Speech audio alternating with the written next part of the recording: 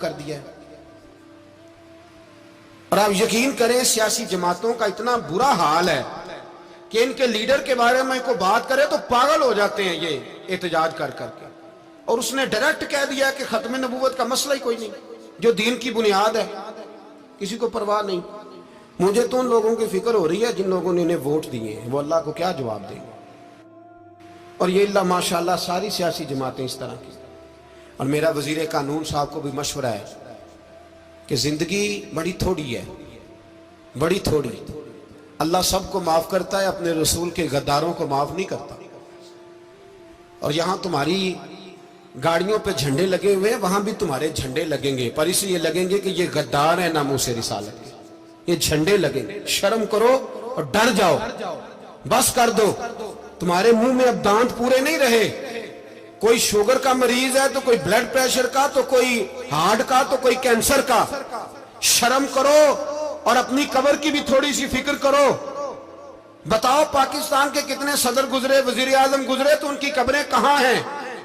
کوئی جاتا ہے ان کی قبروں پہ؟ کسی کو خبر ہے؟ کیوں اپنے لیے جہنم کٹھی کرتے؟ سارا کچھ دنیا داری رہ گئی ہے، سارا کچھ صرف یہی رہ گیا۔ حضرت ابو بکر سردار تھے، حضرت عمر سردار تھے قبیلے، حضرت عثمان سردار تھے، انہوں نے سرداریوں کو ٹھوکر مار کے رسول اللہ کے قدموں میں بیٹھنا پسند کی، سرداریاں چھوڑ کے غلام بن گئے۔ تم سرداریاں بچانے کے لیے رسول اللہ کی غداری کرتے ہو، شرم نہیں آتی؟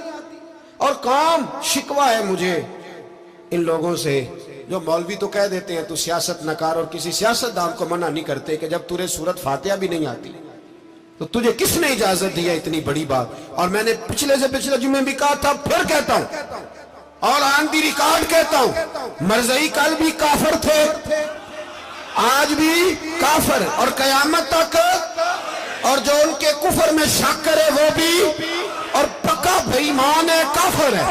وہ وزیر قانون ہو یا صوبائی ہو یا وفاقی ہو، من شک فی کفر ہی فقط کفر، جو مرزائی کے کفر میں شک کرے وہ بھی کافر ہے۔ ہمارے رسول آخری رسول ہے، ہم کسی کو یہ اجازت نہیں دیں گے کہ وہ ختم نبوت میں رکھڑا ڈالنے کی کوشش کرے، ہم کسی کو یہ اجازت ہے۔ اور تم نے قوم کو لوٹا، لوٹتے رہو، اب ایمان پہ ڈاکے تو نہ ڈالو۔ تمہیں دولت لوٹ کے پیٹ نہیں بھرا، اب ایمان لوٹنا شروع کر لیا ہے۔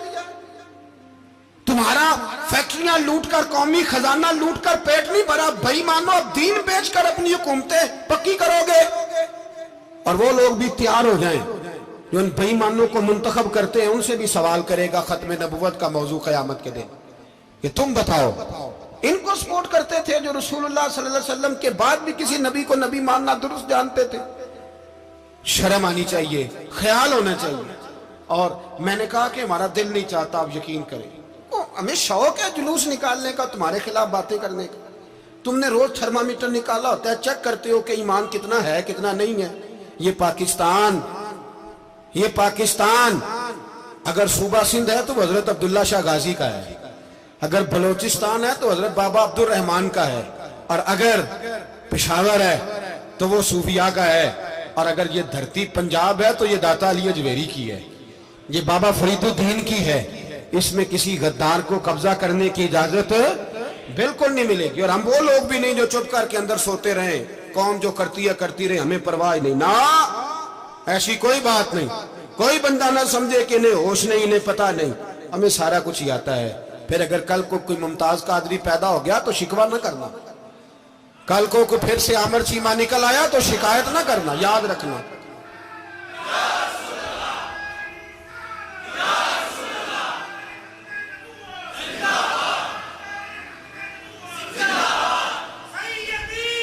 تو میرے بھائی کھول کے بولو، یا نبی رسول کے وہ صلی اللہ۔ تو یہ مشورہ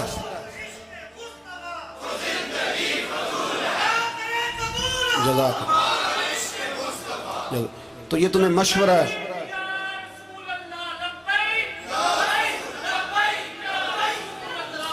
میری بات سنیں، یاد رکھیں، یہ لوگ بعد میں پچھتاتے ہیں، پھر مناظرے کراتے پھرتے ہیں اس نے صحیح کیا کہ غلط کیا، پھر انہیں ہوش آتی ہے بعد میں، پھر ان کے ہواری نکل نکل کے میدانوں میں دلیلیں دیتے ہیں۔ اس لیے ہمارا مشورہ ہے انہیں کہ یہ اپنی حد میں رہیں، اور جو کام تمہارے ذمہ، میں نے کہا نا تم نے بڑا لوٹا، یہ قوم روز تمہیں موقع دیتی ہے لوٹنے کا، یہ موقع دیتی ہے، تو تم نے دولت لوٹ کے پیٹ نہیں بھرے، اب ایمان لوٹنے کے چکر میں آ گئے ہو۔ یاد رکھو مسلمان گناہگار ہیں، غدار نہیں ہے۔ تمہیں دولت لوٹنے کا تو شاید موقع مل گیا ہے، پر ایمان لوٹنے کا موقع نہیں ملے گا، تو اس لیے اس کو لگام دو۔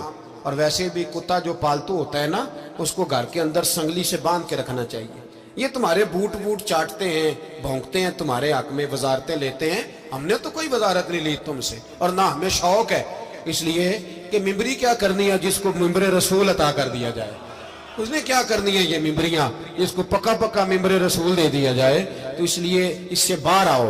میں نے کہا بڑے بڑے نمرود، فرعون، قارون دفن ہے، تمہارا بھی نام تک نہیں ہوگا، بالکل نام نہیں ہوگا۔ اس لیے ہمارا مشورہ، اور آپ لوگ بھی آئیں نا یہ اگلے سال، تو ان کو کھڑا کر کے پوچھ لینا، اسلامی جمہوریہ پاکستان کا تم نے MPM نے بننا ہے، پہلا کلمہ ہی صحیح سنا دو، چلو خدا کا واسطہ یہی بتا دو کہ تمہیں نماز بھی ڈھب سے آتی ہے کہ نہیں، اور آپ کی موج ہے، آپ بٹھا لیتے ہیں سر پہ، کیا کریں، سمجھانے والے مفت گناہگار ہو گئے اور بہکانے والے سب تمہارے یار ہو گئے۔ اس لیے یہ چھیڑتے ہیں جان بوجھ کے، اور پھر جب کوئی ممتاز قادری علیہ رحمہ پیدا ہوتے ہیں، پھر انہیں دشواری ہوتی ہے، پھر ان کا جینا مشکل ہو جاتا ہے، یہ موقع دیتے ہیں، پتہ نہیں کس کے ایجنڈے پہ عمل کر رہے ہیں۔ میرا سوال یہ ہے، میں نے پچھلے جمعے پھر میرا سوال ہے کہ میں پوچھتا ہوں، اس آدمی کو ضرورت کیا ہے ختم نبوت پر بات کرنے کی، جب امت مسلمہ کے متفق کا فیصلہ ہے کہ مرزائی کافر، اسمبلی نے بل پاس کر دیا کہ مرزائی، ان کو اقلیت قرار دے دیا، اور جب سے وہ اقلیت بنے، نہ ہم نے ان کی عبادت گاہ جلائی، نہ ہم نے ان کو قبروں سے نکالا، نہ ہم نے، بس ٹھیک ہے جیسے عیسائی رہتے ہیں، یہودی سے کس ملک میں رہتے ہیں وہ بھی رہے، اقلیت بن کے رہے، کوئی اعتراض، پر تم انہیں کھینچ کے کیوں قریب کرتے ہو؟ تمہارا کیا جرانہ ہے ان کے ساتھ؟ بتاؤ تو صحیح۔ ان لوگوں سے ان کو چاہیے اپنے منہ میں لگام ڈالیں، اور اگر نہیں ڈالیں گے پھر انشاءاللہ ڈالی جائے گی، اور بڑی تگڑی ڈلے گی، اور پھر ایسی ڈلے گی۔ سلمان تاثیر جب مرا تھا نا، تو 5-5 لاکھ روپیہ مولویوں کو آفر کی جنازہ پڑھاؤ، 5-5 لاکھ روپیہ چھوٹے چھوٹے مولویوں کو۔ اور داتا صاحب کی مسجد کے خطیب بھی صوبائی جو تھے، وہ خطیب تھے، ملازم تھے، انہوں نے کہا کہ ایمان نہیں بھیجنا، نکالنا نوکری سے تو نکال دو۔